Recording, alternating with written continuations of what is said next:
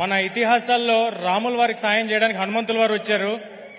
మన హనుమాన్కి సాయం చేయడానికి రాముల వారే హనుమంతుడి రూపంలో ఇక్కడ మా చిరంజీవి గారిని పంపించారని నేను నిజంగా అనుకుంటున్నాను.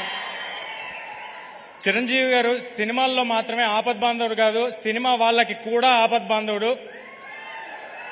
ఎవరైనా గెలిస్తే ఫస్ట్ ఫోన్ చేసి ప్రశంసించేది చిరంజీవి గారు, ఎవరైనా ఓడిపోతే ఫస్ట్ ఫోన్ చేసి పరామర్శించేది చిరంజీవి గారు.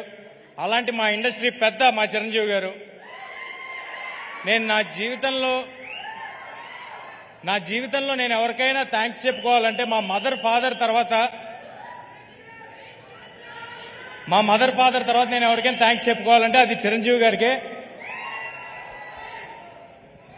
ఆయన్ని చూస్తూ పెరిగాను, ఆయన్ని చూస్తూ ఇండస్ట్రీకి వచ్చాను, ఆయన్ని ఆదర్శంగా తీసుకుని సినిమాలు చేస్తున్నాను. నేను ఆయన ఏకలవ్య శిష్యుడిని నేను అనుకుంటున్నాను.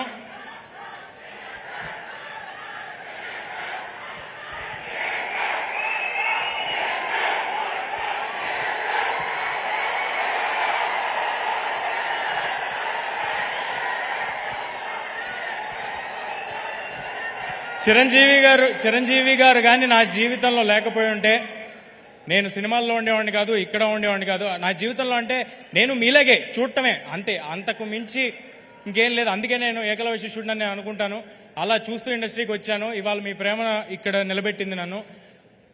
సో నా ఉనికికి, నా ఉన్నతకి కారణమైన చిరంజీవి గారికి పాదాభివందనం సార్. ఇక్కడికి వచ్చింది.